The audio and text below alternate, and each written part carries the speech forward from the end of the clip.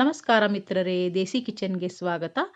Crispy ಆಗಿರೋ ಚಕ್ಲಿನ ಬೇಗನೆ ಮನೆಯಲ್ಲೇ ಮಾಡ್ಕೋಬಹುದು. ಇದಕ್ಕೆ ನಾನು 3 ಆಲೂಗಡ್ಡೆಗಳನ್ನು ತಗೊಂಡು ಚೆನ್ನಾಗಿ ಬೇಯಿಸ್ಕೊಂಡಿದ್ದೀನಿ. 2 ಬಟ್ಲು ಅಕ್ಕಿ ಹಿಟ್ಟು, 1 ಬಟ್ಲು ಇದಕ್ಕೆ ನಾನು ಕಡಲೆ ಹಿಟ್ಟನ್ನು ತಗೊಂಡಿದ್ದೀನಿ. ಆಲೂಗಡ್ಡೆಗಳನ್ನು ನಾವು ಚೆನ್ನಾಗಿ ಮ್ಯಾಶ್ ಮಾಡ್ಕೊಳ್ಳೋಣ. ಇದನ್ನು ಹಿಟ್ಟಲ್ಲಿ ಆ್ಯಡ್ ಮಾಡ್ಕೊಳ್ಳೋಣ. ಅಜಿವಾನ್, ಎಳ್ಳು, ಜೀರಿಗೆ, ಅಚ್ಚ ಖಾರದ ಪುಡಿ, ರುಚಿಗೆ ತಕ್ಕಷ್ಟು ಉಪ್ಪು ಹಾಕಿ ಚೆನ್ನಾಗಿ ಕಲಿಸ್ಕೊಳ್ಳೋಣ ಹಿಟ್ಟನ್ನು.